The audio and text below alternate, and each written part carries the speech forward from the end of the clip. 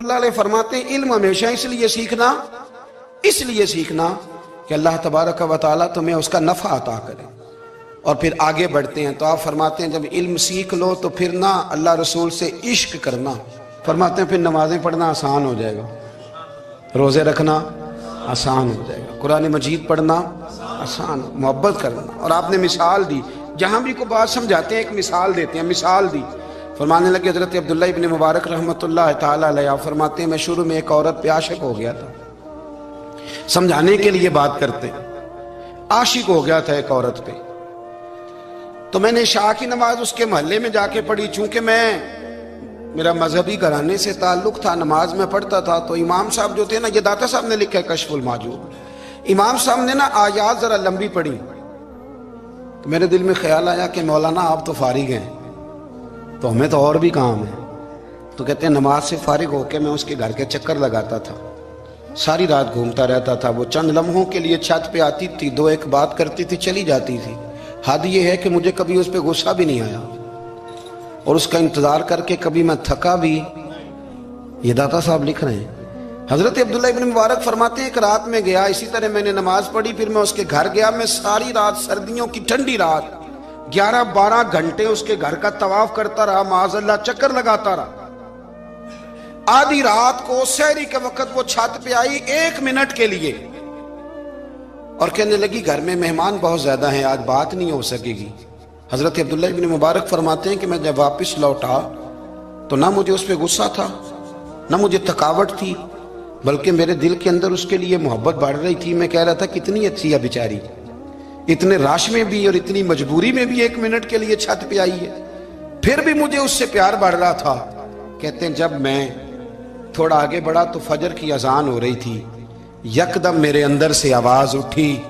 میں نے کہا عبداللہ اگر تو ایک عورت کے لیے ساری رات کھڑا رہتا ہے، نہ تھکاوٹ ہوتی ہے، نہ غصہ آتا ہے، بلکہ پیار بڑھتا ہے، اگر عورت کے لیے بندہ کھڑا رہ سکتا ہے تو رب رسول کے لیے بھی کھڑا رہ سکتا ہے. پھر تراویح پڑھنا کوئی اتنا مشکل کام نہیں ہے، پھر تہجد کے لیے اٹھنا کوئی مشکل کام نہیں ہے. شرط یہ ہے کہ پیار ہو جائے. ایک عورت کے لیے اگر یہ سارا کچھ ہو سکتا ہے تو اللہ رسول کے لیے بھی ہو سکتے ہیں. فرماتے ہیں میں نے توبہ کر لی اور پھر میرا حال یہ ہے کہ وہ توبہ کی اور پھر 60 سال گزر گئے، ساری رات مصلی پہ کھڑا رہتا ہوں، مجھے کبھی تھکاوٹ نہیں ہوئی، پھر کبھی تھکاوٹ نہیں ہوئی. تو داتا صاحب کہتے ہیں پہلے علم سیکھ، پھر اس کے بعد اللہ رسول سے پیار کر، اور پیار والی نماز پڑھ، مشقت والی نہ پڑھ، یعنی بوجھ والی نہ پڑھ کہ اب میری جان چھوٹ جائے تو میں بھاگ کے جاؤں، تم ادھر بیٹھو تو میں دوڑ کے نماز پڑھ کے آیا، یہ والی نماز نہ پڑھ. پھر تو آیا تو پھر ذوق پیدا کر، پھر تیرے اندر شوق ہو، پھر تو توانائی والا جذبہ رکھے دین کے معاملے میں. پھر داتا صاحب ایک تیسری بات ارشاد فرماتے ہیں، ایک تیسری بات داتا صاحب کرتے ہیں. داتا صاحب کہتے ہیں کہ یہ یاد رکھ کہ جو تجھے اعزاز ملے گا نا زندگی میں، اعزاز تجھے جو زندگی میں ملے گا اور کوئی کرامت اگر تجھے ملے گی تو وہ صرف نبی پاک علیہ السلام کی سنت اور شریعت کی وجہ سے ملے گی.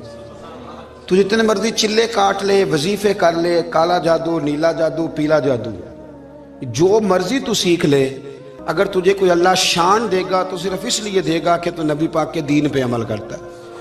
کس نے لکھا ہے؟ اللہ کرے آپ کو میں یاد کرا سکوں، اللہ کرے ایسا ہو جائے اور میری جماعت سمجھنے لگ جائے کہ داتا صاحب کہتے ہیں سنت شریعت پہ عمل کرنا چاہیے. اور میں کوئی ایسی چھپی چھپائی بات بھی نہیں کر رہا، اس کو چلا دیں، کوئی ایسی چھپی چھپائی بات بھی نہیں کر رہا. کشف المحجوب دنیا کی ہر زبان میں اردو میں ملتی ہے، آپ لے کے دیکھ سکتے ہیں. داتا صاحب فرماتے ہیں اعزاز جو تمہیں ملے گا نا، اگر شان چاہتے ہو، وہ ہمارے نا بہت سارے ایسے لوگ ہیں جو کہتے ہیں کوئی ایسی چیز ہاتھ لگے، اعلیٰ دین کا چراغ ایسے گھسایا جائے اور فوری طور پہ پیر صاحب نے کہہ دیا تو ریل پیل ہو گئی پیسوں کی. تو میں کہتا ہوں یہ تو دین کا مزاج ہی نہیں، یہ تو دین کی طبیعت ہے ہی نہیں، یہ تو ذوق ہی نہیں دین کا، یہ طبیعت ہی نہیں، مزاج ہی نہیں.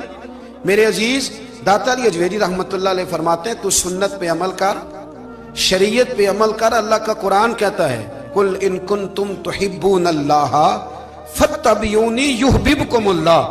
فرمایا اللہ کا قرآن کہتا ہے کہ جب تو نبی کریم کی غلامی کرے گا نا تو اللہ خود تمہیں اپنا محبوب بنا لے گا، اللہ خود تمہیں اپنا محبوب بنا لے گا تو اور کیا چاہیے. داتا صاحب نے ایک بزرگ کی بات لکھی ہے جو تابعی ہیں. تابعی اس کو کہتے ہیں جو صحابہ کے شاگرد ہوتے ہیں. ایک بزرگ کی بات لکھی جو تابعی ہیں. وہ فرماتے ہیں کہ ان بزرگوں کا طریقہ یہ تھا کہ وہ لوگوں سے چھپ کے نا پہاڑ کے پیچھے عبادت کرتے تھے, اور پوزیشن ان کی یہ تھی کہ کسی سے ملتے نہیں تھے, بالخصوص فجر کی نماز سے لے کر عصر کی نماز تک. بکریاں رکھی ہوئی تھیں, ان کو چراتے رہتے تھے فرات کے کنارے اور نفل پڑھتے رہتے تھے.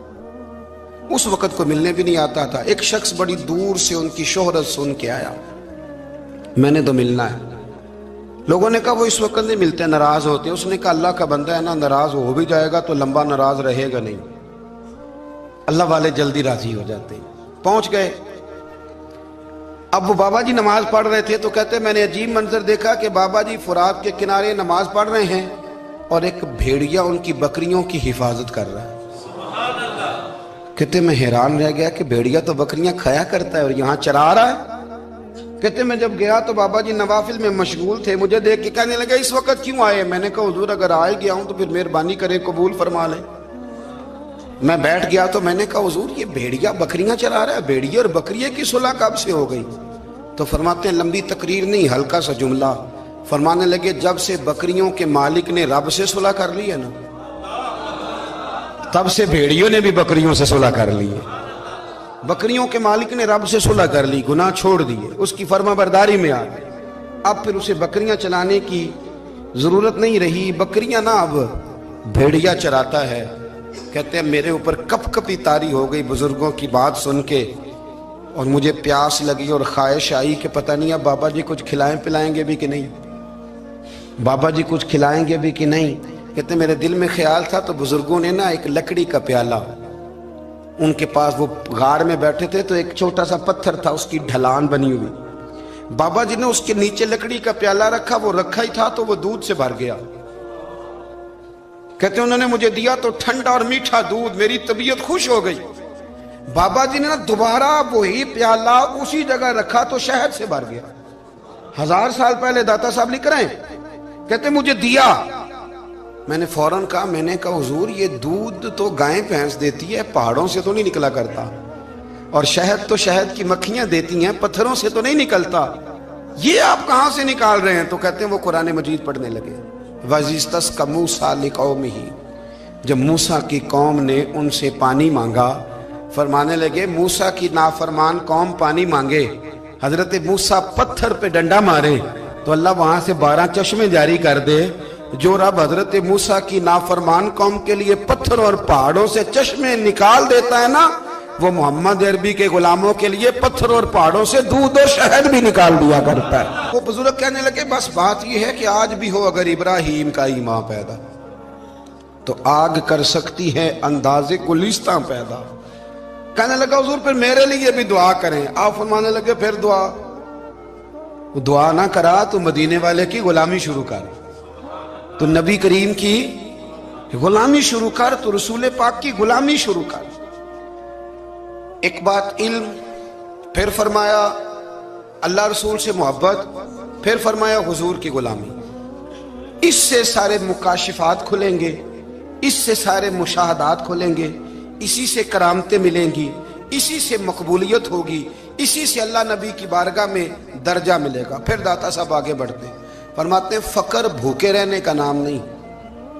پورا باب باندھا ہے داتا صاحب نے. فرماتے ہیں فقیری بھوکے رہنے کا, اور کیا بات ہے. کئی دفعہ میں نے کشف المحجوب پڑھی, کئی دفعہ پڑھی, اللہ جانتا ہے, لیکن جب پڑھتے ہیں نا کوئی نہ کوئی نئی بات ہی ملتی ہے. رات پڑھی تو ایک نئی بات سامنے آئی. داتا صاحب نے نا حضرت ابوبکر صدیق کا ایک قول لکھا ہے. حضرت ابوبکر صدیق اللہ کی بارگاہ میں دعا کرتے ہیں, کہتے ہیں یا اللہ مجھے پیسے زیادہ دے. اللہ اکبر, انداز دے کے داتا صاحب نے لکھا یا اللہ مجھے پیسے, اللہ مجھے مال زیادہ دے پر مالک مجھے مال کی محبت نہ دینا. عجیب دعا ہے بھئی یہ بھی, اللہ پیسے دے پر پیسوں کی محبت. اب داتا صاحب نے لکھا ہے ناراض ہونا ہوا تو داتا صاحب سے ہونا. داتا صاحب کہتے ہیں میں نے ایسے امیر دیکھے ہیں جن کے پاس دولت تو ہے پر انہیں دولت سے پیار نہیں. میں نے ایسے غریب دیکھے ہیں جن کے پاس پیسے تھوڑے ہیں پر پیسوں سے عشق کرتے. یہ داتا صاحب نے لکھا ہے. नाराज होना तो उनसे हो ना। मैंने ऐसे अमीर देखे हैं, दौलत है पर दौलत से प्यार अगर अल्लाह ने दी है तो उन्हें बांटना भी आता है, उन्हें सखावत करना भी आता है, खिलाना भी आता है। लेकिन कुछ ऐसे गरीब देखे हैं, पैसे थोड़े हैं पर अल्लाह जानता है इश्क बड़ा है दौलत से, वो जेब से बाहर निकालने को तैयार।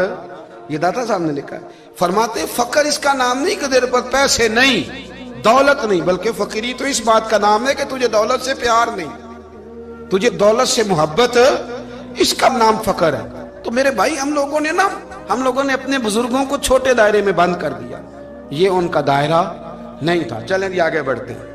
पांचवी बात दाता गंज बख्श अली अजमेरी, पांचवी बात दाता साहब फरमाते हैं कि अपनी जिंदगी में ना फकीर दरवेश किसी दुनियादार के सामने हाथ नहीं फैलाता, अपनी सफेद पोशी बचा के रखता है, वो हाथ नहीं फैलाता।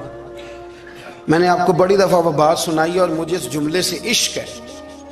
ख्वाजा कुतुबुद्दीन बख्तियार काकी कहते हैं, मैं एक दिन फटे कपड़े पहन के अपने मुर्शद हजरत ख्वाजा मोइनुद्दीन अजमेरी के पास गया था, तो ख्वाजा साहब फरमाने लगे, कुतुबुद्दीन ये क्या लिबास पहना हुआ है, ये क्या?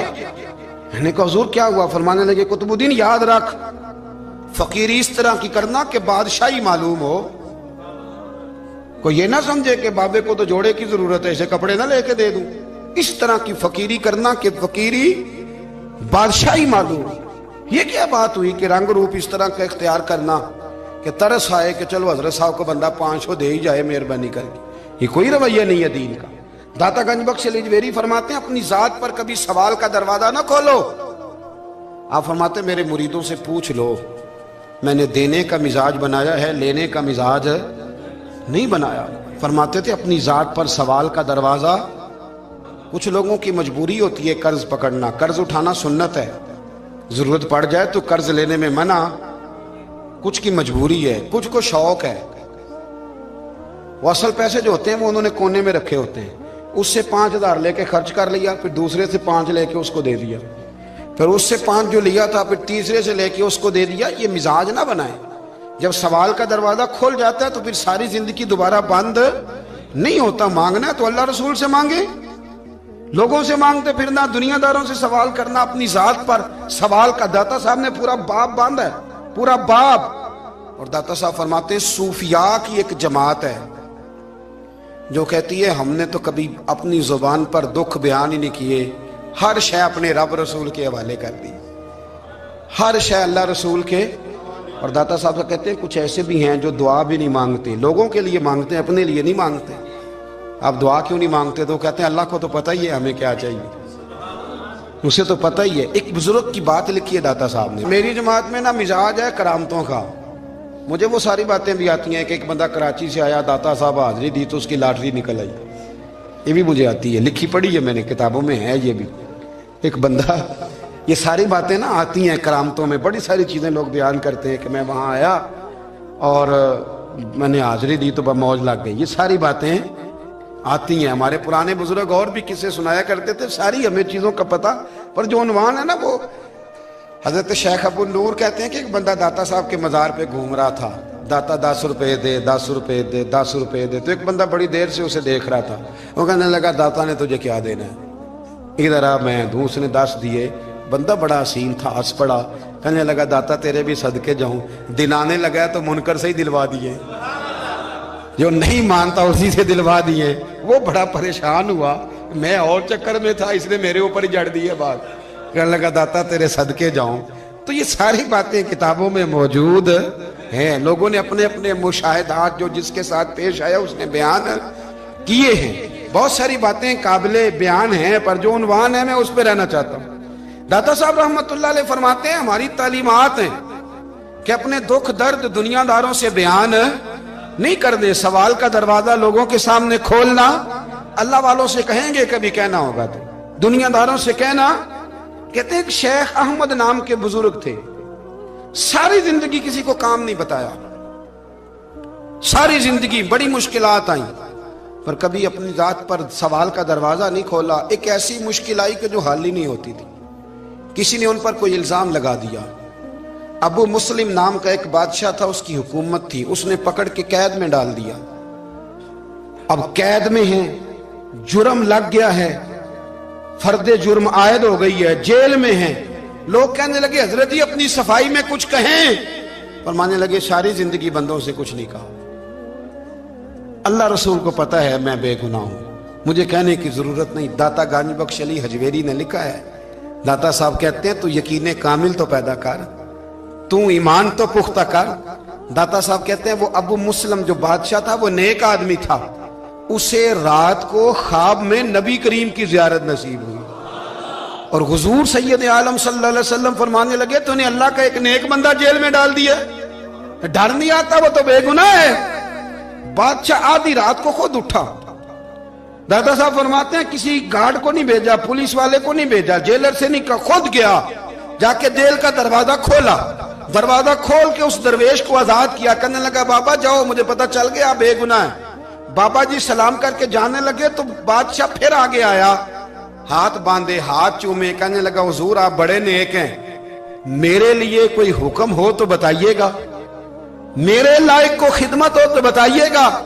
تو شیخ احمد فرمانے لگے تجھے ابھی بھی سمجھ نہیں آئی، تجھے ابھی بھی نہیں سمجھ آئی. کہنے لگا حضور کیا؟ فرمانے لگے جو تہجد کے وقت تجھے اٹھا کے مجھے رہا کرنے بھیج سکتے ہیں وہ میری کوئی ضرورت باقی رہنے دیں گے؟ مجھے کوئی ضرورت پڑے گی کسی اور کو کہنے کی؟ جو تہجد کے وقت تجھے اٹھا کے بھیجتے ہیں کہ جا کھول جا کے دروازہ، وہ ضرورت رکھیں گے میری؟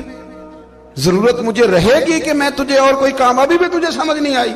تو داتا علی حجویری رحمت اللہ علیہ فرماتے ہیں اصل میں ہماری طبیعت ہے، ہم نے بندوں سے دل لگا لیا، دل اللہ رسول سے لگاؤ. کسی بندے سے لگانا تو اس سے لگاؤ جو اللہ والا ہو.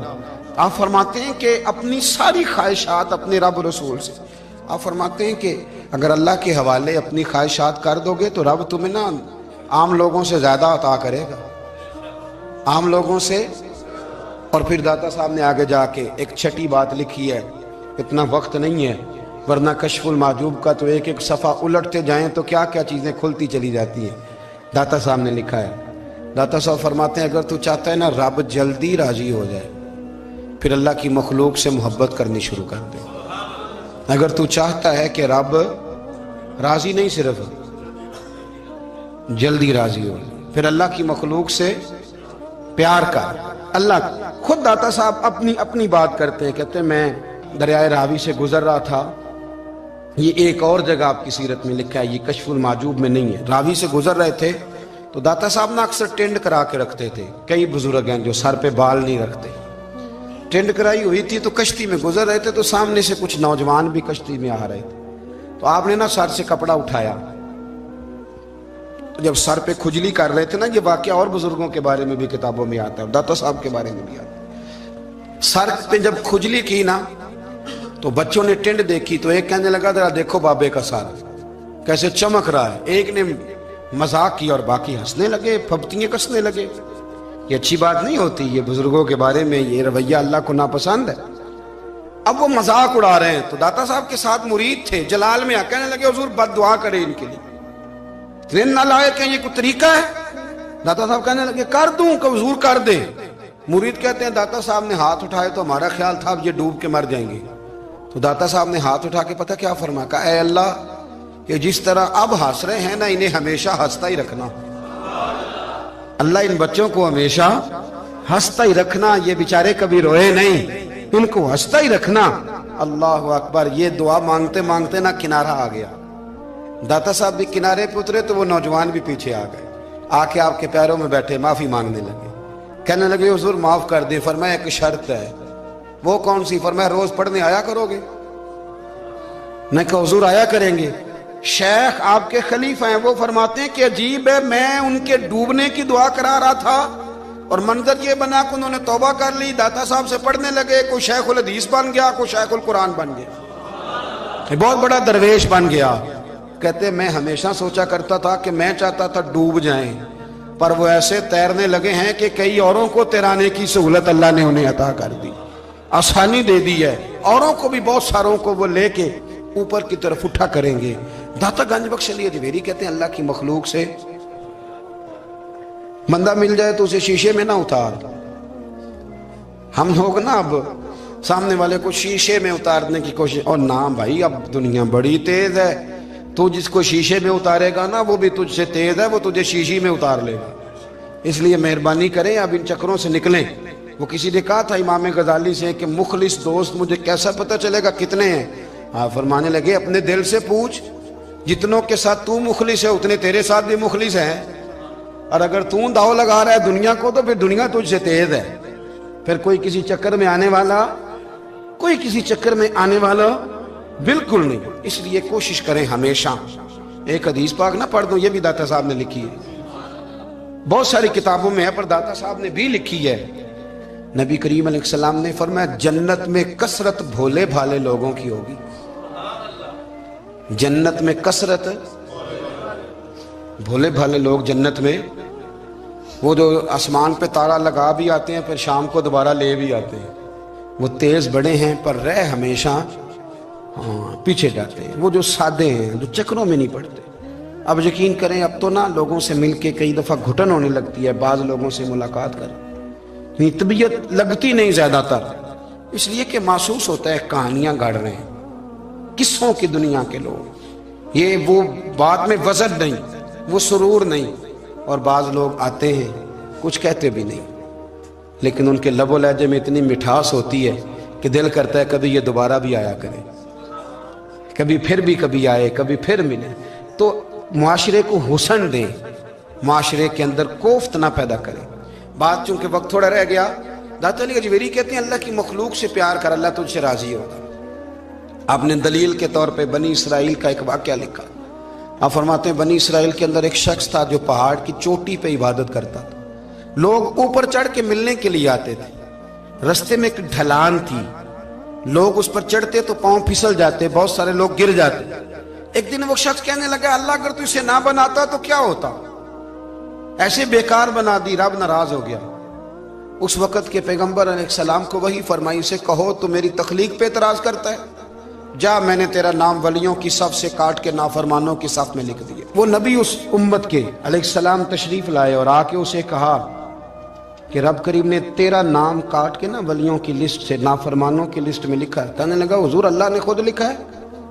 کہا ہاں۔ وہ سجدے میں گر گیا، یا اللہ تیرا شکر ہے، یا اللہ تیرا شکر ہے۔ وہ پیغمبر فرمانے لگے یہ کیا کر رہے ہو؟ عرض کی حضور آپ نے کہا ہے نا اللہ نے میرا نام لیا ہے، میں کہاں اور میرا رب کہاں؟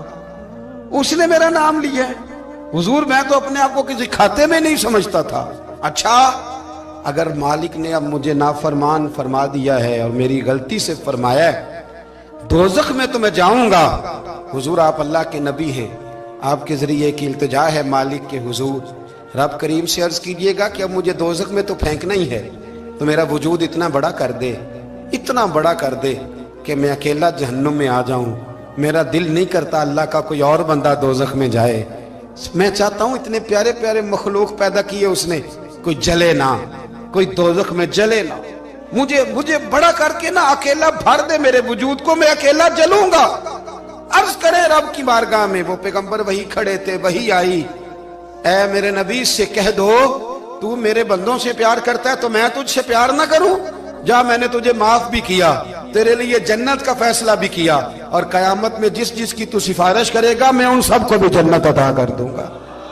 داتا صاحب کہتے ہیں اگر تو آسانی چاہتا ہے کہ اللہ جلدی راضی ہو تو کسی کا بھلا کرنے کی کوشش کر، کسی کو نفع دینے کی کوشش کر کہ اللہ کی مخلوق سے کوئی پیار ہو جائے، کسی کو تسلی دے، کسی سے محبت کر، کسی کے ساتھ تو خیر والا معاملہ کر، رب کریم تیرے لیے آسانیاں کرے گا۔ سالوں بیت گئے، میں نے کہا 1000 سال ہو گئے ان کے وصال کو کم و بیش، کتنے جی؟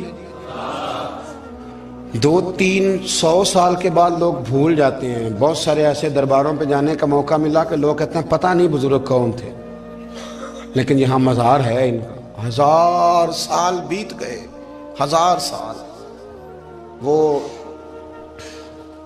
جب یہاں برطانیہ حکومت کرتا تھا نا، انگریز کی حکومت تھی ہندوستان میں، تو لارڈز آف برطانیہ کہا کرتا تھا کہ یہ عجیب، میں نے داتا صاحب کی قبر دیکھی ہے تو قبر پر لوگوں کے دلوں پہ حکومت کرتی ہے تو یہ قبر پر اس کا سکہ چلتا ہے۔ جو لوگ نہیں بھی نہ مانتے مزارات کی حاضری، ان کو بھی کبھی نہ کبھی آنا پڑ جاتا ہے۔ یہاں کی حاضری اتنی ضروری ہے کہ ان کو بھی کبھی نہ کبھی حاضری دینی پڑ جاتی ہے۔ داتا صاحب رحمۃ اللہ تعالی علیہ نے خدمات کی، کوئی زمین نہیں داتا صاحب کی، کوئی شخص نہیں بتا سکتا کہ اتنے مربع تھے، کوئی نہیں بتا سکتا کہ داتا علی اجویری رحمۃ اللہ تعالی علیہ اتنے بڑے مکان میں رہتے تھے۔ ایک مسجد بنائی ساری زندگی۔ ایک دفعہ ایک صاحب مجھے کہنے لگے جی وہاں لوگ بڑا سجدے کرتے ہیں، شرک کرتے ہیں، فلاں کرتے ہیں، طالب علمی کا زمانہ تھا۔ میں انہیں اسے کہا چل یار چلتے ہیں، آجا حضری دے یہ پتہ تو کریں۔ اتفاق کی بات کہ ہم جمعے والے دن گئے، عصر کی نماز تھی۔ داتا صاحب کی مسجد میں نا پہلی صف سے لے کر تو باہر تک گیٹ تک رش ہوتا ہے جمعے والے دن، دیکھا کبھی آپ نے؟ پھر نماز کے بعد جب ہم وہاں بیٹھے نا تو چاروں طرف پھٹیاں لگی ہوئی ہیں، لوگ قرآن پاک پڑھتے ہیں۔ اگر کوئی ایک آدمی ہزاروں میں سے غلط کام کرے بھی تو وہ داتا صاحب نے تو نہیں نہ کہا اسے۔ میں کہتا ہوں تمہیں وہاں جاہل بندے تو نظر آتے ہیں، تو جو وہاں سارا دن قرآن پڑھا جاتا ہے وہ نہیں نظر آتا؟ جو وہاں حدیث پاک کا درس ہوتا ہے وہ نہیں دکھائی دیتا؟ وہ جہاں ہزاروں مزدور جو لاہور کے کوئی کہیں مزدوری کرتا ہے، کہیں مزدوری کرتا ہے، روٹی اسے داتا صاحب کے آستانے سے مل جاتی، اور وہاں بیٹھ کے لوگ اپنا گزارا کر لیتے ہیں۔ یہ تمہیں کیف نہیں نظر آتا؟ یہ رنگ نہیں تمہیں دکھائی دیتا؟ او بھائی، وہاں ہر جمعے ہزاروں لوگ اللہ کے حضور جھکتے ہیں، کوئی ایک آدھ آدمی غلط کام کرتا تمہیں دکھائی دیتا ہے تو اس کو بنیاد بنا لیتے ہو۔ ہم جس دن گئے نا اس بندے کو تو ہم بیٹھے رہے مغرب تک، پر ایک بندہ بھی سجدہ کرنے والا نہیں ملا۔ میں نے کہا تو کہتا تھا لوگ قبر کو سجدہ کرتے ہیں، یہ تو سارے اللہ کو کر رہے ہیں، یہ تو سارے قرآن شریف پڑھ رہے ہیں، تو دعاؤں میں لگے ہوئے۔ داتا صاحب کے مزار کے ساتھ جو مسجد ہے آج بھی اس میں ہزاروں لوگ اعتکاف کرتے، جگہ نہیں ملتی اعتکاف بیٹھنے۔ بھائی کیا بات کرتے؟ وہ تو دنیا سے چلے بھی گئے تو پھر بھی لوگوں کو اپنے مزار پر نمازیں ہی پڑھوا رہے ہیں، قرآن ہی پڑھوا رہے ہیں، جمعے ہی ہو رہے درس۔ داتا صاحب کے مزار پر مدرسہ قائم ہے، جامعہ اجویریہ، درس نظامی کی کلاسیں لگتی ہیں، کتابیں چھپتی ہیں، دین کا کام ہوتا ہے، وہاں ایک پورا انسٹیٹیوٹ قائم ہے۔ مہربانی فرمائیں اب تعصب کی اینک اتار دیں، فرقہ واریت کا ذوق چھوڑ دیں، صحیح کو صحیح کہنا سیکھیں، اصل کو اصل کہنا سیکھیں۔ اور اہل حق سے بھی میری گزارش ہے ان کی تعلیمات کو سمجھیں، میلوں ٹھولوں سے، غیر شرعی باتوں سے بچیں۔ اللہ ان کے درجات بلند کرے، ہمیں ان کی راہوں کا مسافر بنائے۔ آخر دعوانا الحمد۔ معاملہ کیا کیسے ٹھیک ہو سکتا ہے؟ تو وہ طبیب کہنے لگا کہ یہ نہ کسی سے محبت کرتا ہے، جس سے محبت کرتا ہے اس سے بچھڑ گیا ہے، اور اس غم میں اس کیفیت میں چلا گیا، دوائیاں شوائیاں اثر نہیں کریں گی۔ تو وہ کہنے لگا ہمیں تو پتہ بھی کوئی نہیں کس سے اس کا پیار ہے، کس دوست کی، کس محبوب کی جدائی میں یہ پریشان ہے، تو کیسے پتہ کریں؟ تو وہ طبیب سیانا تھا، اس نے کہا یہ کون کون سے ملکوں میں جا چکا ہے؟ اس نے ملکوں کے نام لیے تو اس طبیب نے نا اس کے کان میں ان سارے ملکوں کا ذکر کیا۔ جب وہ والا ملک آیا نا تو ہلکا سا چونکا ہو، کہنے لگا اس ملک کے اندر جتنے شہر ہیں ان کے نام بتاؤ۔ وہ شہروں کے نام لیے تو جب وہ والا شہر آیا نا تو ذرا تھوڑا سا نا اور چونکا، کچھ اس نے اب ہاتھ پیر بھی ہلانے شروع کیے، کہنے لگا اب اس شہر کے اندر جتنے محلے ہیں نا ان محلوں کے نام لو۔ اب جو ایک ایک کر کے محلے کے نام لینے لگے تو جب وہ والا محلہ آیا نا، شہر بغداد کی ہے نشانی، اچیاں لمبیاں چیراں، شہر بغداد دے ٹکڑے منگساں تے کرساں میرا میرا۔ اور پھر انہیں کہتے ہیں جب اس محلے کا نام آیا نا تو وہ پورا چونک گیا۔ تھوڑے سے لوگ ہوتے تھے، تھوڑی سی آبادی ہوتی تھی، اس نے اس کے باپ سے کہا کوئی طریقہ اختیار کر، اس محلے میں بسنے والے جتنے لوگ ہیں نا ان لوگوں کی فہرست منگا۔ اس ملک سے، اس محلے سے ان لوگوں کی فہرست آئی۔ جب ایک ایک نام بولے جانے لگے اور جب نام آیا نا محبوب کا، نہ علمہ وچ پھسا سانو تو یار دی گل سوراس، اور جب نام آیا نا اس محبوب کا تو پہلے اس کے ہاتھ کانپے، پھر اس کی نظر پھڑکی، پھر اس کی آنکھوں میں آنسو آئے، اور پھر اس نے آنکھیں کھول کے ہاتھ تھاما اپنے باپ کا اور رو کے کہنے لگا بابو آیا ہے، وہ یہاں ہے، ملاقات ہو جائے گی۔ پھر سمجھ آ گئی اس کی شفا کہاں ہے۔ میں کچھ دن پہلے ایک جگہ تعزیت، اور ڈرتا ڈرتا گیا تعزیت کرنے، پرانے جاننے والے تھے، دوستوں کا رشتہ تھا، تو میں ایک ہی بیٹا تھا، تو وہ مجھے پتا چلا کہ ٹرین ایکسیڈنٹ میں انتقال کر گیا، تو میں ڈرتے ڈرتے گیا کیونکہ معاملہ مشکوک تھا۔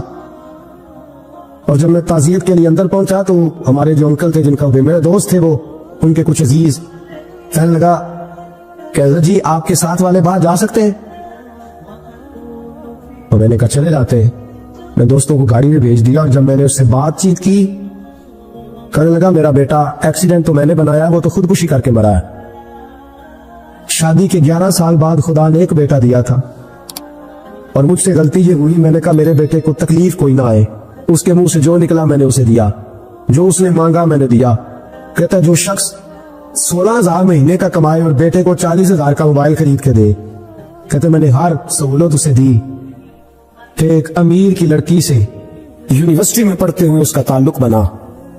بچی کے میسج بھی میں نے اپنے موبائل, اس بچے کے موبائل میں دیکھے, اور اس لڑکے نے جو میسج سینڈ کیے وہ بھی میں نے دیکھے.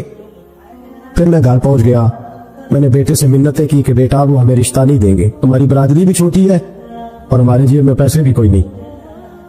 پھر میں ان کے گھر گیا, بیٹا نہ مانا, اور میں نے اس شخص کو بلا کے کہا تیری بیٹی کے میسج ہے, خدا را خیال کر, اور تیرے تو 7 بچے ہیں, میری گود میں تو ایک ہی پھول کھلا ہے, میں کدھر جاؤں, خیال کر. اس نے کہا دوبارہ تو نے نام لیا تو ایسے کیس میں باپ بیٹے کو پھنساؤں گا کہ ساری زندگی نکل نہیں سکو گے. میں نے بیٹے سے کہا کہ بیٹا میں نے پگڑی تک رکھی ہے پر مجھے رشتہ نہیں ملا, تو باز آ جا. کہنے لگا 3 راتیں میرا بیٹا سویا نہیں, اور مجھے کہنے لگا حضرت جی وہ 4تھی رات سویا ہے تو دوبارہ اٹھا نہیں, اور دوبارہ اٹھا نہیں. مجھے کہنے لگا مجھے اجازت دو کہ میں اس بیٹی کو بھی قتل کر دوں اور اس کا باپ بھی قتل کر دوں, میرا تو گھر اجڑ گیا نا. وہ کہنے لگا میں کبھی کبھی دوستوں کے پاس جا کے رات گزار لیتا ہوں اور میں اپنے دل کو سکون دے لیتا ہوں, لیکن اس کی ماں اس کے جوتے سینے سے لگائے پھرتی ہے, اس کی اماں اس کے پرانے کپڑے لے کے سینے سے لگائے پھرتی ہے. کہنے لگا حضرت جی کوئی کوشش کرو, کوئی دعا کرو کہ اللہ مہربانیاں کرے. میں کہہ تو نہیں سکا ان سے, لیکن میرے دل میں خیال آیا کہ کس نے کہا تھا کہ بچہ یونیورسٹی میں کو ایجوکیشن میں داخل کراؤ, کس نے کہا تھا کہ اس کے ہاتھ میں آگ کا انگارہ دو. میرے دوست آپ تیز آگ جلا کے اس کے قریب مکھن رکھو, اور پھر مکھن سے کہو کہ ڈلنا نہ, پھر مکھن سے کہو کہ پگھلنا نہ. بھئی تیز آگ قریب جلا دیا تو کہتا پگھلنا, یہ کیسا ممکن ہے؟ ہو سکتا ہے؟ بولیے نا, ہو سکتا ہے. حضرت سیدنا ابو بکر صدیق فرماتے ہیں میں حضور کے سامنے بیٹھا, ایک شخص آیا, اس نے آ کر کے کہا یا رسول اللہ صلی اللہ تعالی علیہ وآلہ وسلم یہ میرے ہاتھ کے اندر خنجر ہے, میں قتل کر کے آیا ہوں. قاتل کھڑا ہوا. ایک طرف قرآن مجید کا حکم ہے کہ جس نے ایک آدمی کو قتل کیا پوری انسانیت کو قتل کیا. حضور یہ خنجر ہے, قتل کر کے آیا ہوں. میرے مصطفیٰ نے فرمایا کس کو قتل کیا؟ اس کی حضور سگی بہن کو مارا ہے. سگی بہن تھی, میں نے قتل کر دی. میرے نبی پاک صلی اللہ علیہ وسلم نے فرمایا کیوں مارا؟ پیار نہیں تھا. محبوبہ بہن سے کس کو پیار نہیں ہوتا, بڑا پیار تھا, پر مارا کیوں؟ تو صحابی رونے لگے, کہنے لگے محبوبہ میں بڑا پیار کرتا تھا, پر وہ کافرہ تھی, مشرکہ تھی, بڑا پیار کرتا تھا. جب بھی اس کے پاس جاتا وہ آپ کے بارے میں بات چھیڑ دیتی. میں اس کو کہتا سارا کچھ کر لے, میرے نبی کے بارے میں بات نہ کرنا. میں ہر شے سہ لیتا, پر مصطفیٰ کریم کی ذات کے بارے میں کوئی بات برداشت کرنے کی طاقت نہیں رکھتا. یہ والا جملہ نہ کہنا. میں اس کو روکتا, منع کرتا, وہ باز نہ آتی. کہتے ہیں آج اس نے اتنی سخت بات کی کہ میں اس کا گلا کاٹ آیا ہوں, قتل کر دیا ہے. حضور میرے لیے حکم کیا ہے؟ تو نبی پاک نے فرمایا جا تیرے اوپر کوئی سزا نہیں, تو نے جو کیا ہے اچھا ہی کیا ہے, یہ اچھا کر ڈالا ہے جو تو نے کیا ہے. ایک صحابی نابینا تھے, آنکھوں سے نظر نہیں آتا تھا, رشتہ کوئی نہیں دیتا تھا, معذور آدمی تھے, نکاح ہوا, شادی ہوئی, 2 بیٹے دیے اللہ, گھر بس گیا, بیوی کپڑے دھو کے دیتی, خدمت کرتی, روٹی پکا کے دیتی, بچے بڑے حسین تھے. اور وہ صحابی خود فرماتے ہیں, نابینا صحابی کہتے ہیں موتیوں کی طرح کے میرے بچے, جو بھی آتا آ کے کہتا تیرے موتیوں کی طرح کے لال ہیں. لیکن آپ فرماتے ہیں ایک صبح اعلان ہو گیا, مدینے میں شور ہو گیا کہ اس نابینا صحابی کی بیوی قتل ہو گئی, کسی نے خنجر پہ دبایا, مر گئی ہے. کہتے ہیں اس کے لواحقین اکٹھے ہوئے, در رسالت امام پہ آئے, آگے کہنے لگے حضور ہمارا قاتل ڈھونڈ کے دے, ہماری بیٹی کو کس نے مارا؟ میرے رسول پاک نے مجمع پہ نظر ڈالی, فرمایا بھائی مجھے کہنے کی ضرورت نہ پڑے, اگر قاتل موجود ہے تو خود اٹھ جائے. خود اٹھے. وہ نبینا صحابی بیچ میں سے اٹھ کے کھڑے ہو گئے, کہنے لگے سوڑیا قاتل کوئی بار نہیں, میں خود قاتل ہوں, میں نے مارا ہے, میں قاتل ہوں, میں نے مارا ہے.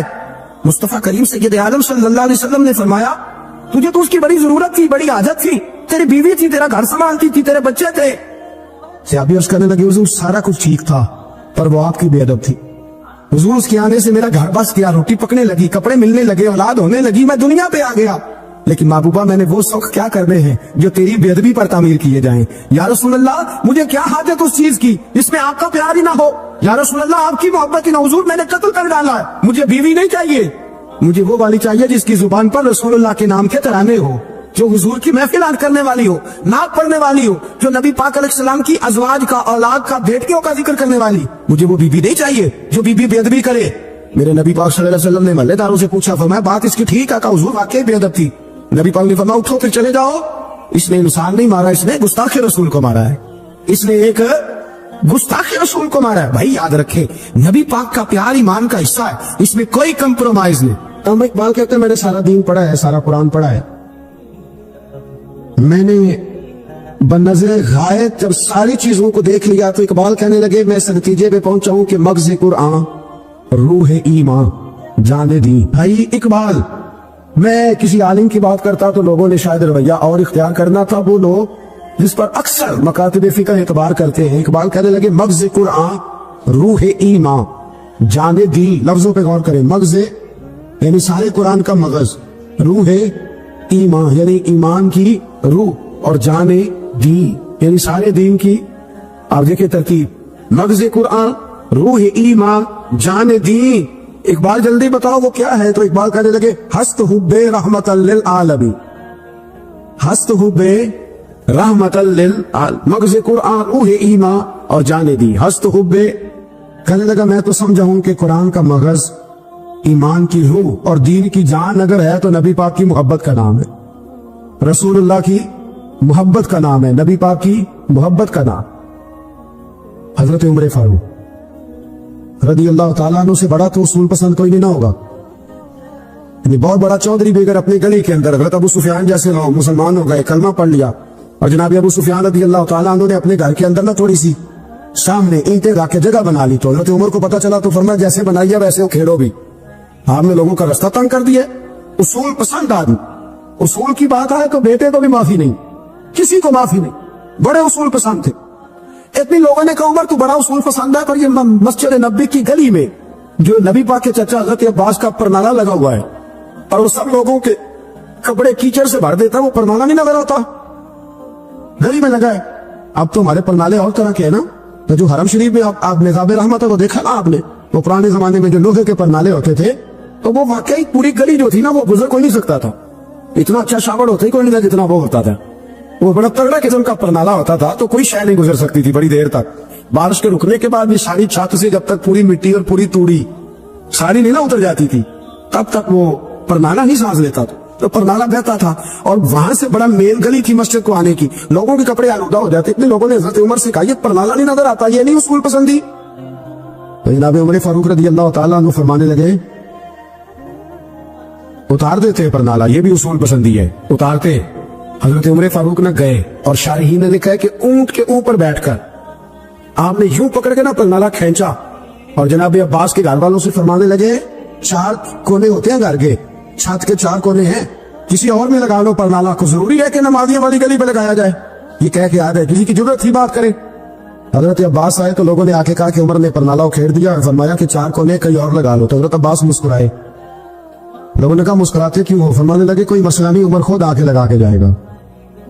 جیسے وہ کھیڑا ہے ویسے لوگوں نے کہا وہ عمر ہے, عمر کو بدلنا اور اس کی بات کو بدلنا اور اتنی جرت کہ وہ لگا کے جائے, جس بندے کو دیکھ کے شیطان گلی کا رستہ بدل جاتا ہے, آپ اس کی بات کر رہے ہیں. فرمایا میں نے کہہ دیا نا عمر لگائے گا, تو انشاءاللہ عمر لگائے گا. حضرت عباس مسجد میں آئے, نماز پڑھی تو کہتے میں نے بات چھیڑی تھی. عمر خود کہنے لگے کہ حضور آپ سے تو امید نہیں تھی. حضرت عباس سے کہنے لگے بھئی جگہ بھی ہے, 4 کونے ہوتے ہیں گھر میں, کو ضروری ہے اسی کونے پہ لگے جہاں سے نمازی گزرتے ہیں, یہ بخاری مسلم کی حدیث ہے.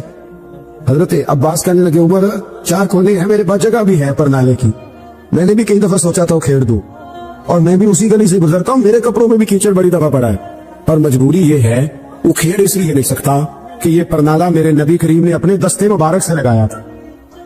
فرمایا میں مکان بنا رہا تھا, چھت بنا رہا تھا, تو حضور اچانک آ گئے, اور کئی لوگ گواہ ہیں اس کے.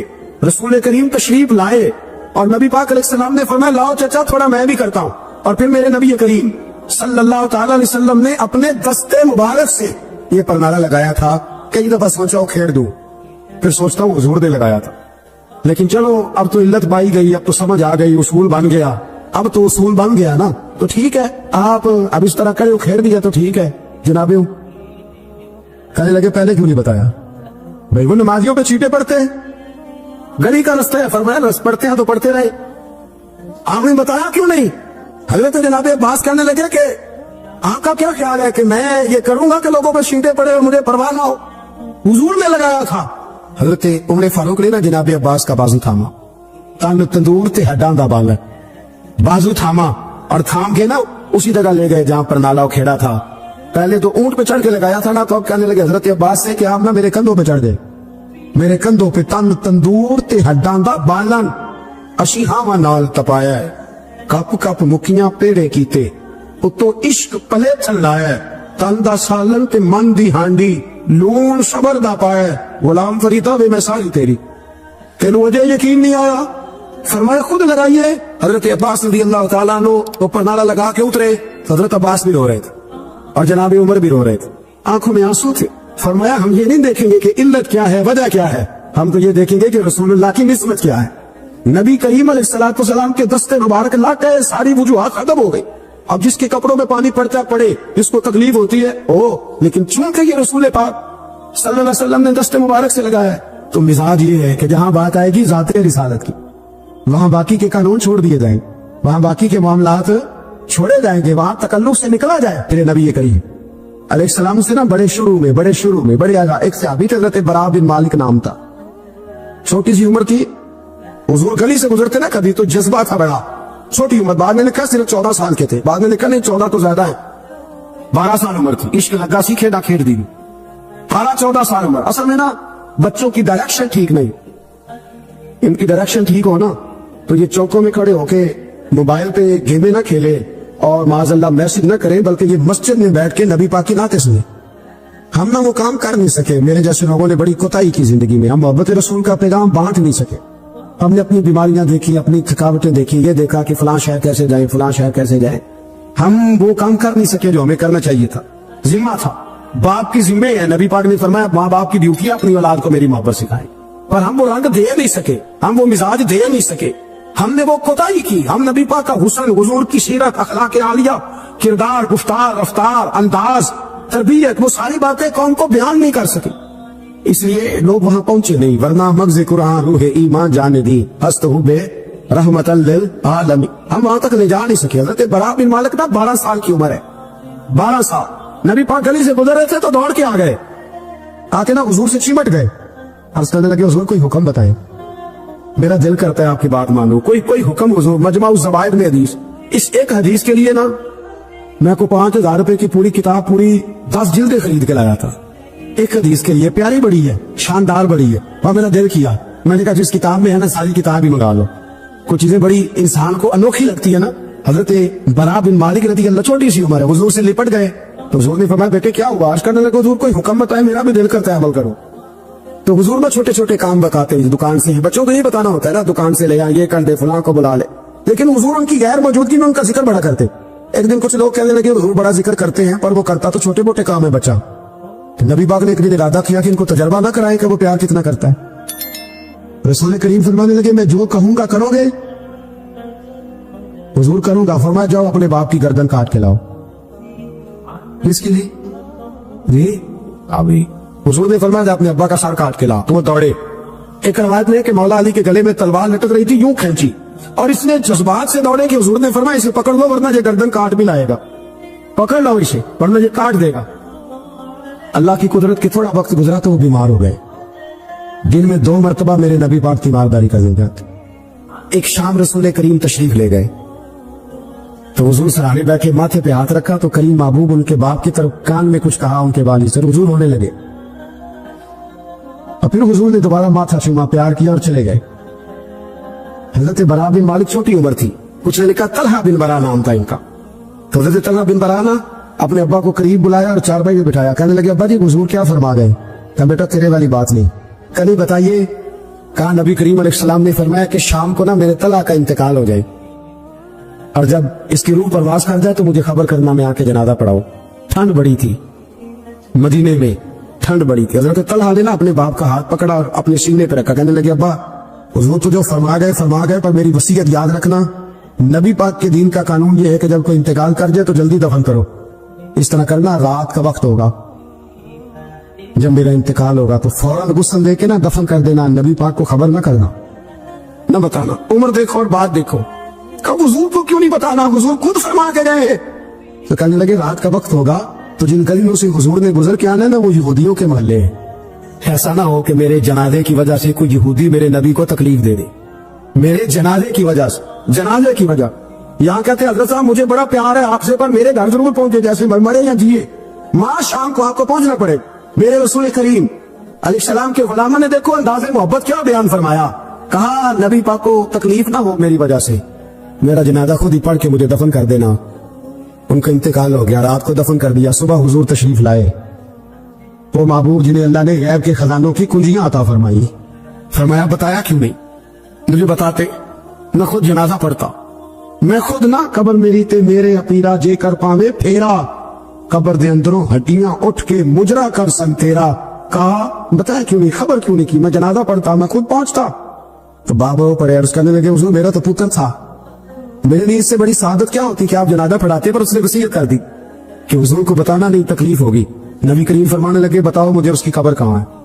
اور یارو غور کرنا، ساری دنیا گنبد خضرا روضہ رسول پہ اور نبی پاک ایک غلام کی قبر پہ تشریف لو، خود نبی کریم گئے اور آج حضور نے دعا کی فرمائی، فرمایا اے اللہ جب میرا طلحہ تجھ سے ملے نا تو ذرا اس سے مسکرا کے بات کرنا، جو تیری شان کے لائق، رسول اللہ کی محبت، نبی پاک کی غلامی، رسول اللہ کا پیار۔ اعلیٰ حضرت کہتے ہیں جان ہے عشق مصطفیٰ، روز فضو کرے خدا، او بھائیو جس کو ہو درد کا مزہ وہ نازے دوا اٹھائے کیوں۔ اور اعلیٰ حضرت فرماتے ہیں جلنا تو ہے، کوئی دولت کے لیے جلتا ہے، کوئی شہرت کے لیے جلتا ہے، کوئی اقتدار کے لیے جلتا ہے۔ فرمانے لگے اے عشق تیرے صدقے جلنے سے چھٹے سستے، جو آگ بجھا دے گی وہ آگ لگائی ہے۔ اگر آج یہ ارادہ کر لینا کہ ہم نے لوگوں کو آسانیاں دینی ہیں، تو میرا یہ خیال ہے کہ صبح خیر نہیں خیر کثیر بٹنی شروع ہو جائے گی۔ اگر ہم یہ ارادہ کر لیں کہ میں نے لوگوں کو آسانیاں، وہ ہمارا مزاج نہیں نا، ہم آسانی لینا چاہتے۔ اگر ہم بحیثیت مسلمان تھوڑی تھوڑی خدمات سر انجام دینے لگے، تھوڑا تھوڑا سوچنے لگے، لیکن رسول کریم کی سوچ مبارک کیا ہے۔ بدر کے لوگ قیدی ہو کے آ گئے، کفار تھے وہ، اب حضور نے فرمایا فیصلہ یہ ہوا مجلس شورا میں صحابہ کی میٹنگ میں کہ فدیہ دیں گے اتنے اتنے پیسے تو آزاد کر دیے جائیں گے۔ کچھ لوگ ایسے تھے جو فدیہ نہیں دے سکتے تھے لیکن حساب کتاب لکھنا پڑھنا جانتے تھے۔ اب حساب کتاب کی تو دین میں بھی ضرورت ہوتی ہے نا، آپ کو وراثت تقسیم کرنی ہے، کئی کام کرنے ہیں، تو نبی پاک علیہ الصلوۃ والسلام نے بھی نا وہاں امت کا سوچا، فرمایا تم اس طرح کرو مسلمانوں کے 10 بچوں کو لکھنا پڑھنا سکھا دو، میں تمہیں آزاد کر دیتا ہوں۔ بحیثیت قوم کی فلاح و بہبود کے لیے جو نبی پاک کے نظریات ہیں، جو حضور کے افکار ہیں، ان 10 بچوں کو لکھنا پڑھنا سکھا دو۔ یار میری سوچ ہمیشہ یہ رہتی ہے کہ میرے بچے لکھ پڑھ جائیں، یہ کیوں نہیں سوچتا کہ میرے محلے کے سارے بچے اگر پڑھ جائیں گے تو یہ محلہ پڑھے لکھے لوگوں کا محلہ کہلائے گا، میرے سویت لوگ کہیں گے کہ بڑی شستہ آبادی ہے۔ میری سوچ کیوں اڑ جاتی ہے کہ فقط میرا ہی بچہ آگے نکلے، تو اپنے فیض کو کھول کے عام کیوں نہیں کرتا؟ تو یہ کیوں نہیں سوچتا کہ جو شجرے سایہ دار ہوتا ہے نا میرے بھائی، وہاں جو بھی آتا ہے وہ پھل کھا کے جایا کرتا ہے، وہ جو بھی آتا ہے وہاں پھل کھاتا ہے۔ اپنے ایک ذہن بنائیں نفع دینے کا، ایک سوچ بنائیں کسی کا فائدہ کرنے کا، ارادہ کرے کسی کے کام آنے کا، کسی کے لیے بہتری کرنے کا، کسی کے لیے آسانیاں فراہم کرنے کا، کسی کو سہولت دینے کا۔ میرے رسول کریم سید عالم صلی اللہ علیہ وسلم نے توجہ دلاتے تھے، حضور علیہ السلام نے فرمایا درخت بھی لگاؤ، کھیتیاں بھی لگاؤ، یا رسول اللہ صلی اللہ علیہ وسلم کچھ ملے گا؟ تو حضور نے فرمایا اس کھیت سے، اس درخت سے جب تک کوئی جاندار فائدہ اٹھاتا رہے گا اللہ تمہارے نامہ اعمال میں نیکیاں درج فرماتا رہے۔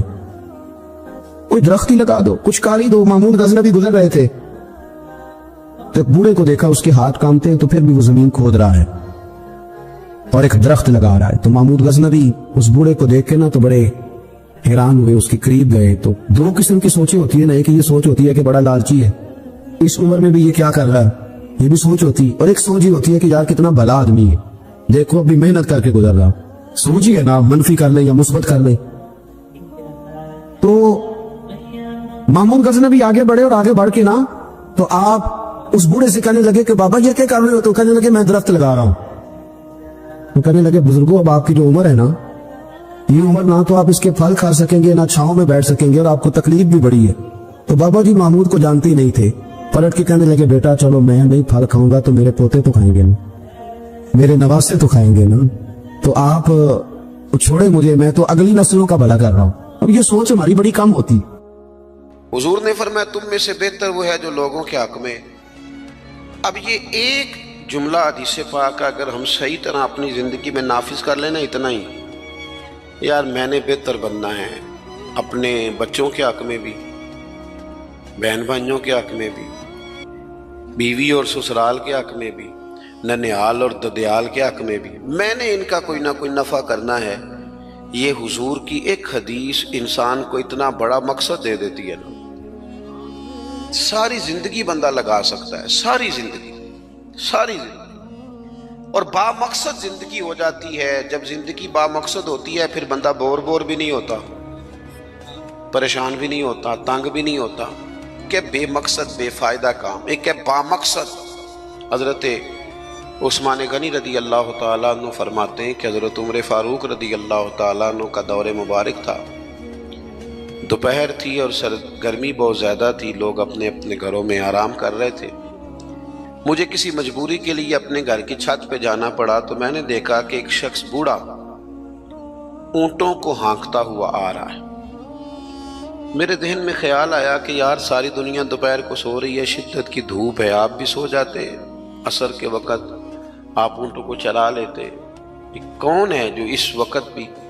کہتے میں کچھ دیر رک گیا، لیکن جیسے ہی وہ میرے قریب آئے، وہ کوئی عام آدمی تو نہیں، وہ تو حضرت عمر فاروق ہے رضی اللہ تعالیٰ۔ آپ فرماتے ہیں کہ میں جھٹ سے سیڑھیوں سے نیچے اترا اور میں نے جناب عمر سے عرض کی کہ حضور اس وقت آپ؟ فرمانے لگے یہ مال غنیمت کے 2 اونٹ بھاگ گئے تھے، انہیں پکڑنے گیا تھا۔ میں نے عرض کی حضور کسی غلام سے کہہ دیتے۔ فرمانے لگے مسلمانوں کے مال کی حفاظت کی ذمہ داری میری ہے، غلام کی تو نہیں نا۔ اب ایک مقصد ہے نا کہ میں نے ایک ڈیوٹی کرنی ہے، میں نے ایک خدمت کرنی ہے۔ میں طالب علموں سے کہتا ہوں، علماء سے نہیں، طلباء سے میں کہتا ہوں آپ سارا دن کیوں شکوا کرتے ہیں؟ آپ کمیٹی کی مسجد سمجھ کے اس کی خدمت نہ کریں، اللہ کا گھر سمجھ کے کریں۔ مسجد کمیٹی کی نہیں ہوتی، مسجد اللہ تعالیٰ کا گھر ہوتی۔ اللہ کا گھر جان کر آپ اس کی خدمت کریں گے تو آسانی ملے گی۔ میری بات پر توجہ کریں جی، بیٹھ جاؤ بیٹا، اللہ آپ کو خوش رکھے۔ تو اپنی زندگی میں با مقصد کام جب ہم کرتے ہیں تو پھر تھوڑی سی سکون محسوس کرتے ہیں۔ اسی طرح سے نبی کریم علیہ السلام کا ایک تو یہ فرمان ہمیں مقصد بتاتا ہے۔ ایک دوسری بات سنیں، حضور علیہ السلام نے فرمایا، اچھا میں یہ سمجھتا ہوں کہ نبی پاک علیہ السلام کی اس ایک حدیث پر عمل کر لیا نہ جائے نا، جو ہم سب کو آتی بھی ہے، تو سارے ملک میں سکون ہو جائے، سارے گھروں میں قرار آ جائے، سارے خاندانوں میں خوبصورتی آ جائے۔ حضور علیہ السلام نے فرمایا تم میں سے کوئی اس وقت تک مومن نہیں ہو سکتا جب تک اپنے بھائی کے لیے بھی وہی پسند نہ کرے جو اپنے لیے پسند کرتا ہے۔ آتی ہے نا سب کو حدیث پاک؟ ہاں نہ تو کرو نا، چلو جس کو نہیں بھی آتی تھی اس نے ابھی سن تو لی ہے نا۔ حضور نے فرمایا تم میں سے کوئی اتنی دیر تک مومن ہو سکتا جب تک وہ جو اپنے لیے پسند کرتا ہے وہی اپنے بھائی کے لیے بھی۔ حدیث ہے نا، آپ نے سنی ہوئی ہے نا، ایسے ہی ہے، ایسا ہوتا بھی ہے کہ ہم جو اپنے لیے پسند کرتے ہیں وہی بھائی کے لیے بھی کرتے ہیں، ہوتا ہے ایسے۔ ہم پتہ کیا کرتے ہیں، دکان پہ کپڑے خریدنے جائیں نا تو کہتے ہیں یار کوئی کپڑے دکھا، سوٹ سلوانا ہے، تو 2-4 جوڑے خود لے لیے، پھر اسی انہوں آکید ہے ان کو دین دوان والے بھی وخا، وہ کڑے ہوں نے جڑے پان والے نہیں ہوں، ایسی بات ہی ہے نا۔ اب جو دینے ہیں وہ بھی، یعنی وہ بڑا نیکی کر رہا ہے امیر آدمی، اپنے نوکر کو کپڑے دے رہا ہے، کہتا ہے یہ بالکل ٹھیک ہے، میں نے بس 2 دفعہ ہی پہنا پہ نیا بالکل۔ وہ بھائی نواں ہوتا تو نہیں سی دینا، بالکل ٹھیک ہوتا تو دیتا۔ ہم کیا کرتے ہیں، ہم ماحول اس طرح کا ہم نے بنا لیا ہے کہ اپنی ذات، اپنے بچے، اپنا گھر، اپنا ادارہ اس میں بند ہو جاتے ہیں۔ ایک سوچ جو امت کی سوچ ہے، جو قومی اور عالمی سوچ ہے، اس سوچ کے مطابق ہم کوئی کام نہیں کرتے جب تک کہ ہم حضور کے اس مقدس فرمان پر نہیں غور کرتے کہ جو میں نے اپنے لیے پسند کرنا ہے وہی اپنے۔ تو مجھے بتائیے جب یہ سوچ ہوگی تو کوئی بندہ ملاوٹ والی چیز بیچے گا، غلط چیز سیل کرے گا، دنیا کو دھوکہ دے گا؟ لیکن ہم تو غور ہی نہیں کرتے، بس حدیث سن لی، معاملہ ختم ہو گیا۔ آپ دیکھیں امام غزالی فرماتے ہیں نبی پاک علیہ الصلوۃ والسلام کے ساتھ حضور کے غلام تھے، ایک درخت پر محبوب نے اشارہ کیا کہ یہاں سے 2 مسواکیں اتاریے. سادی سی بات ہے نا، مسواکیں اتار لی گئیں، خادم اتار لایا، اس نے لا کے حضور کی بارگاہ میں پیش کی. ایک مسواک بالکل سیدھی تھی، ایک تھوڑی ٹیڑھی تھی. اب مسواک تھوڑی ٹیڑھی بھی ہو تو دانتوں پر چلنے سے انکار تو نہیں نہ کرتی، نہ کوئی دانت صاف کرنے میں کوئی حرج ہوتا ہے. تھوڑی سی ٹیڑھی تھی، ایک ذرا سیدھی تھی. تو نبی کریم علیہ السلام کی خدمت میں غلام نے دونوں پیش کر دی تو محبوب نے ٹیڑھی مسواک رکھ لی اور سیدھی. حضور نے غلام سے فرمایا کہ یہ آپ آج کل تو یہ کام الا ماشاءاللہ مذہبی لوگ بھی نہیں کرتے. میں ایک جگہ دینی مدرسوں کے اہتمام کرنے والے جو لوگ تھے ان کی میٹنگ تھی، تو وہاں ایک صاحب نے بڑا تقویٰ بیان کیا، کہنے لگا میں نے کبھی مدرسے کی روٹی نہیں کھائی، حالانکہ مدرسے کا محتمم ہوں، میں نے نہیں کبھی چکھی، اتنا پرہیزگار ہوں. بعد میں میری باری آئی تو میں نے کہا جی میرا خیال ہے کہ آپ وہی روٹی کھایا کریں جو مدرسے میں پکتی ہے، آپ تقویٰ بدل دیں. آپ کو پتا تو وہ بیچارے بچے کھاتے کیا ہیں. جو کچھ کمیٹی کے صدر کے گھر پکتا ہے اور جو محتمم کے گھر پکتا ہے اسے غور کرنی چاہیے کہ طلباء کو وہی دے رہا ہے، ان کے ساتھ بھی رویہ وہی ہے. کیوں نہیں ان چیزوں کو سمجھتے کہ ہمیں نبی پاک علیہ السلام نے کن مقاصد حیات سے آگاہ کیا. اللہ کے حبیب علیہ السلام نے فرمایا ٹیڑھی مسواک مجھے دے دو. عرض کی حضور میرے ماں باپ قربان ہو، میری روح میری جان قربان ہو، آپ سیدھی رکھیں. حضور نے فرمایا نہ بھائی، میں نے خود ہی تو امت کو قانون دیا ہے کہ مومن وہ ہے جو اپنے لیے پسند کرے وہی اپنے بھائی کے لیے بھی پسند کرے. اخلاقاً ایک بات اپنے دل سے پوچھیں، میں اپنے آپ سے پوچھوں، کیا ہمارا بہو کے بارے میں بھی وہی ذہن ہے جو بیٹی کے بارے میں؟ وہ ساری گنجائشیں، وہ ساری معافیاں جو بیٹی کو ملتی ہیں، اور نہیں ابھی بچی ہے تو نہیں ابھی چھوٹی ہے تو نہیں ہم نے ابھی کام کرائے نہیں تو نہیں ابھی مطلب اس پر کوئی بوجھ ڈالا نہیں تھا تو نہیں ذرا یہاں ماحول اور تھا، یہ جتنی کہانیاں بیٹی کے حق میں یاد ہوتی ہیں. مومن تو وہ ہے نا جو اپنے لیے پسند کرے وہی اپنے. تو یہ ساری کہانیاں بہو کے حق میں کیوں نہیں یاد آتی؟ یہ کیوں نہیں یاد آتی؟ یہ جو ہم اپنے داماد کو مشورہ دے رہے ہوتے ہیں کہ چل پتر غصہ نہ کر، آہستہ آہستہ ٹھیک ہو جائے گی، تو یہ والا مشورہ اپنے بیٹے کو کیوں نہیں دیتے بہو کے حق میں؟ خدا کے بندو، جب مومن کے اعلیٰ اخلاق ہوتے ہیں، اس کے مقاصد حیات بڑے ہوتے ہیں، وہ چھوٹی چھوٹی کچی کمزور باتیں نہیں کرتا، خود غرض زندگی نہیں گزارتا. اس کا یہ سٹیٹس ہی نہیں ہوتا کہ بس اپنی ذات سے شروع ہو اور اپنی ذات پر وہ ختم ہو جائے. وہ بڑی باتیں کرتا ہے، بڑے خیالات کا مالک ہوتا ہے، بڑے حوصلے ہوتے ہیں اس کا ظرف بڑا ہوتا ہے، اس کی سوچ بڑی ہوتی ہے، اس کا مزاج بڑا ہوتا ہے. تو اپنی زندگی کے اندر حضرت بایزید بسطامی رحمۃ اللہ علیہ کا ایک یہودی پڑوسی تھا اور مخالف بھی بڑا تھا. ساری زندگی اس نے حضرت بایزید کی مخالفت کی. کچھ لوگوں کو پتہ ہوتا ہے کہ جس کی میں مخالفت کر رہا ہوں بندہ ٹھیک ہے، پر اندر کے حسد کا کیا کچھ نہیں نہ جا سکتا. ساری زندگی حسد کرتے اس نے بھی کیا اور بڑی غلط باتیں پھیلائیں. اس سے کوئی غلطی ہو گئی، اس یہودی سے جو یہودیوں کا عالم تھا، اس سے کوئی غلطی ہو گئی.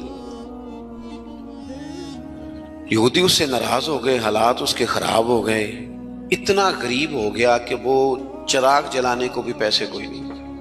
بچہ تھا چھوٹا سا، وہ اندھیرے میں ڈرتا تھا، روتا تھا. حضرت بایزید بسطامی گھر آئے تو اپنی گھر والی سے پوچھنے لگے، کل بھی میں نے نوٹ کیا یہ بچہ روتا ہے، آج بھی نوٹ کیا. تو کہنے لگی وہ جو گھر والوں سے پوچھا جو بھی گھر میں موجود تھا، انہوں نے کہا جناب وہ غربت ہے، آپ کو پتہ ہے اس کے حالات بڑے کمزور ہو گئے ہیں، تو بچہ اندھیرے سے ڈرتا ہے، چراغ جلانے کو تیل کوئی نہیں، پیسے کوئی نہیں، دشمن ہے، ساری زندگی مخالفت کی. حضرت بایزید نے چراغ میں بتی بھی ڈالی، تیل بھی ڈالا، اس کے دروازے پہ دستک دی. وہ یہودی باہر آیا، آ کر کے آپ کی طرف دیکھا تو آپ نے نا اس کے بولنے سے پہلے فرمایا کہ پوری گلی اور چوک دیکھ لے، بندہ کوئی دیکھ نہیں رہا، اور تو مجھے جانتا ہے میں جھوٹ نہیں بولتا، میں بتاؤں گا بھی کسی کو نہیں۔ یہ تو چراغ رکھ لے تاکہ تیرا بچہ سو جائے، آرام سے وہ لیٹ جائے، میں کسی سے ذکر نہیں کروں گا، تیرا میرا راز رہے گا، اور میں نے رات کو میں آیا ہوں دیکھ بھی کوئی نہیں رہا۔ وہ یہودی کہتا ہے بولنے کی طاقت ہی کوئی نہ رہی، ہم تو دشمن کو بھی پاکیزہ سزا دیتے ہیں، ہم تو دشمن کو بھی پاکیزہ سزا دیتے ہیں۔ وہ اندر چلا گیا چراغ لے کے، رات پر بچہ سویا رہا۔ دوسرا دن پھر ہوا، شام تھوڑی سی گہری ہوئی، لوگ اپنے اپنے گھروں میں سوئے، بچہ ڈرتا تھا اندھیرے سے۔ حضرت بایزید نے پھر چراغ میں تیل ڈالا، بتی ڈالی، دروازے پہ دستک دی۔ جب وہ باہر آیا تو فرمانے لگے تو دیکھ رہا ہے کہ کوئی بندہ موجود نہیں، اور تجھے پتہ ہے میں جھوٹ بھی نہیں بولتا، کسی کو بتاؤں گا نہیں، یا یہ لے جا تیرا بچہ سو جائے۔ اس نے مخالفت کی ہے ساری زندگی، اس کو دے دیا، اس کا بچہ سو گیا۔ تیسرا دن پھر ہوا، وہی وقت، وہی انداز، وہی باتیں۔ دستک دے کے کہا کوئی شخص نہیں دیکھ رہا، چراغ لے لے، بتاؤں گا بھی کسی کو نہیں، اور تجھے پتہ ہے میں جھوٹ نہیں بولتا۔ وہ چراغ آپ بڑھا کے دروازہ بند کرنے لگے تھے کہ وہ یہودی زور زور سے چلایا، کہنے لگا باہر آؤ بھی سارے مسلمانوں، نکلو بھی یہودیوں سارے باہر۔ لوگ سارے باہر گلیوں میں آ گئے، کہنے لگے یہ بایزید بسطامی ہے، میں نے ساری زندگی جھوٹے الزامات لگائے، آج جب میری حالت یہ ہے کہ میرے اپنوں سے مجھے کوئی پوچھنے نہیں آتا، اس شخص سے میرے بچے کا رونا نہیں دیکھا گیا، یہ تڑپ گیا ہے کہ کسی کا بچہ کیوں روئے، یہ روز مجھے چراغ جلا کے دے جاتا ہے، گھر میں میرے روشنی ہو جاتی ہے، بچہ میرا سو جاتا ہے، پر میں ساری رات نہیں سوتا۔ میں آج تم سب کو گواہ بنا کے کہتا ہوں، جو میں نے ان کے بارے میں زندگی بھر کہا وہ سارا غلط تھا، اور یہ بھی تمہیں بتاتا ہوں کہ پہلے میں نے دین اسلام سنا تھا، 3 دن ہو گئے میں دین کو دیکھ رہا ہوں، پہلے سنا تھا اب میں دیکھ رہا ہوں۔ کہنے لگا میں تم سب کو گواہ بنا کے کہتا ہوں کہ بایزید بھی سچے ہیں، بایزید کا دین بھی سچا ہے، اور جس رسول کا یہ کلمہ پڑھتے ہیں وہ رسول بھی سچے ہیں۔ اس نے کلمہ پڑھا اور مسلمان ہو گیا۔ ہمارا یہ حال ہے کہ سگا بھائی کہتا ہے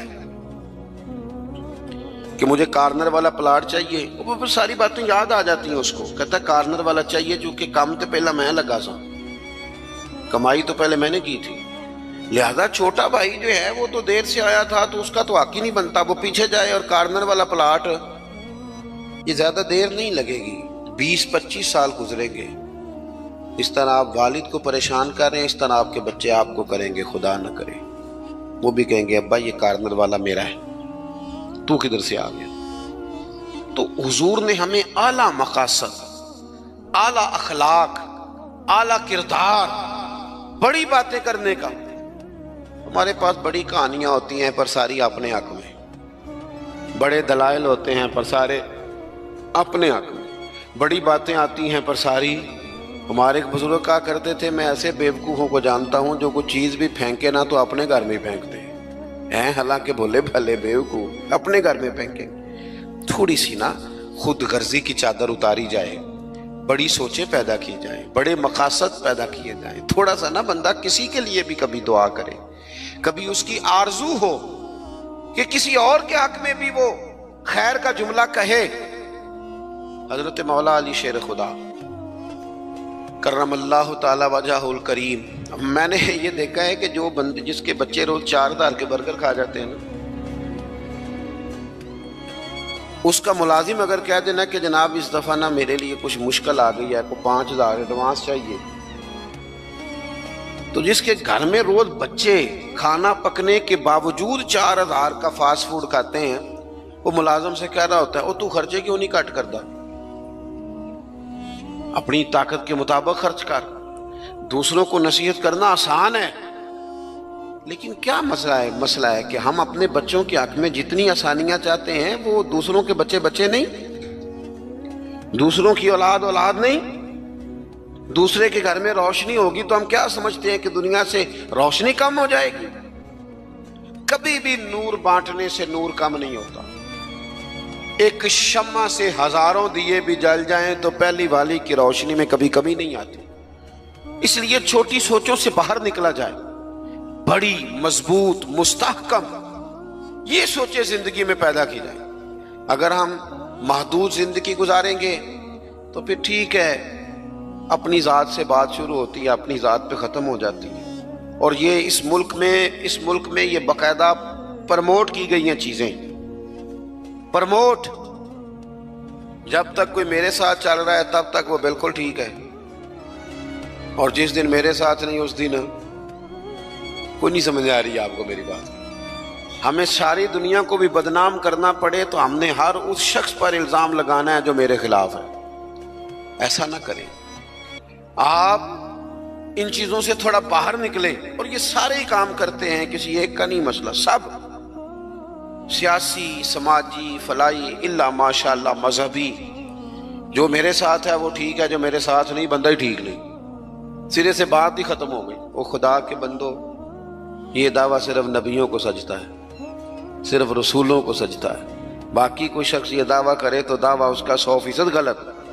तो अपनी जिंदगी के अंदर इन बातों पर जरूर गौर करें कि आला हजरत मौला अली शेर खुदा करमल्लाहु ताला वजहुल करीम घर से निकले, अपने गुलाम से कहने लगे आज जरा खरीदारी करने चले। बाजार तशरीफ ले गए, वहां से ना 2 सूट खरीदे, एक जरा कम कीमत का था, एक जरा ज्यादा कीमत का था। अब वो खरीद के दोनों थैले में डाल लिए। आपका खादिम कहता है मैं समझ गया जो महंगा है वो आका का है और जो सस्ता है वो गुलाम का है। कहते लेके वापिस आए, वो चौक आ गया, वो जगह आ गई जहां से हजरत मौला अली ने अपने काशाना नूर पे जाना था और मैंने अपने घर जाना था। कहते हैं हजरत मौला कायनात फरमाने लगे जरा मेरे वाला जोड़ा मुझे देना। कहते मैंने वो महंगा वाला निकाल के हजरत अली को पेश किया तो फरमाने लगे ये नहीं मेरा तो वो दूसरा है। मुझे बताएं कि रोब कपड़ों का होता है कि किरदार का? बोलिए। हाँ, 10 लाख का जूता हो और 20 लाख का जोड़ा हो और 1.5 करोड़ की पजारो हो और जनाब 20 करोड़ का घर हो, पर पैसे हो करप्शन के, तो लोग कोठी के दरवाजे पे खड़े होकर कह देते हैं गलत माल है इसके पास, बंदा ठीक नहीं। जूते टूटे हुए हों, कुर्सी और मेज पुराना हो, छोटा सा अफसर हो लेकिन दयानतदार हो, तो बड़े बड़े मालदार भी दरवाजे पे खड़े होकर कहते हैं यार बंदा बड़ा खरा है, ना पैसे पकड़ता है ना किसी की सिफारिश मानता है। हमारे शहर में हाजी अबू दाऊद मोहम्मद सादिक साहब रहमतुल्लाह अलैह बुजुर्ग थे, तो मैंने बड़ी पजारों से उतरने वाला पीर भी ना बड़ी पजारों से मिलने आया। वो पहले चेन वाली घड़ी उतारता था, फिर अपनी दाढ़ी देखता था, नमना लेवल तो हाजी साहब सादे से बंदे। तो बात समझ में आती थी कि रोब कपड़ों का नहीं होता, रोब तो किरदार का होता है। अगर किरदार मजबूत है तो कपड़े सादे भी हों तो गुजारा हो जाता है, लेकिन किरदार कुछ भी ना हो, लोग पैसों के जोर पर, दौलत के जोर पर, माल के जोर पर, बल्कि बाद लोग तो ऐसे हैं जो खुशामदियों के जोर पर अपने दाएं बाएं इधर उधर जो उनके वजीफा खार नमक खार खुशामद पसंद है उनके जोर पर अपने आप को मनवाना चाहते हैं। किरदार असल है, किरदार हुस्न है, किरदार रानाई है। आप हमेशा तब बड़े होंगे जब आपके अखलाक में, मुआमलात में, लेन देन में सफाई होगी, फिर लोग आपको बड़ा जानेंगे। हजरत मौला अली शेर खुदा करमल्लाहु ताला वजहुल करीम, उससे कहा ये नहीं मेरा तो दूसरा है। तो कहा ठीक है जनाब दूसरा है तो हुजूर आप आका हैं, आपका कैसे दूसरा है, आपका तो ये है। हजरत अली कहने लगे नहीं वो जो सस्ता, मेरी बात की समझ आ रही है आपको, वो जो सस्ता जोड़ा है ना वो मुझे दो। तो उसने ना एक दलील पेश की आपके गुलाम ने, कहने लगा हुजूर आप ना महंगे वाला रखें, क्यों आप आका हैं और मैं सस्ता पहनता हूं क्योंकि मैं गुलाम हूं। तो हजरत अली कहने लगे दलील ही कायम करनी है ना तो मेरे वाली कर ले, तू मुझे सस्ता दे देना क्योंकि मैं बूढ़ा हूं, और तू महंगा पहन ले क्योंकि तू जवान है। अगर किसी दलील की बुनियाद पर ही लिबास पहनना है تو چلو اس طرح کرو، یہ والی دلیل قائم کر لو کہ بوڑھوں پر سستا بھی چل جاتا ہے، اور جوانوں کے لیے ذرا کپڑے مہنگے ہوں، ذرا اچھے نئے اور ڈیزائنوں کے ہوں تو ذرا جوان خوش ہوتے ہیں۔ تو تھوڑے سے نا بڑا دل ہو، ذرا بڑا ظرف ہو، ذرا حوصلہ بڑا ہو، ذرا سوچ بڑی ہو، ذرا انسان کا معیار بڑا ہو۔ یہی بات بعد میں حضور کے صحابہ میں آئی۔ آپ دیکھ لیں حضرت عمر کو، دیکھیں حضرت عثمان کو، اور خلیفہ اول بلا فصل حضرت ابوبکر صدیق کو، حضرت مولا علی شیر خدا کو۔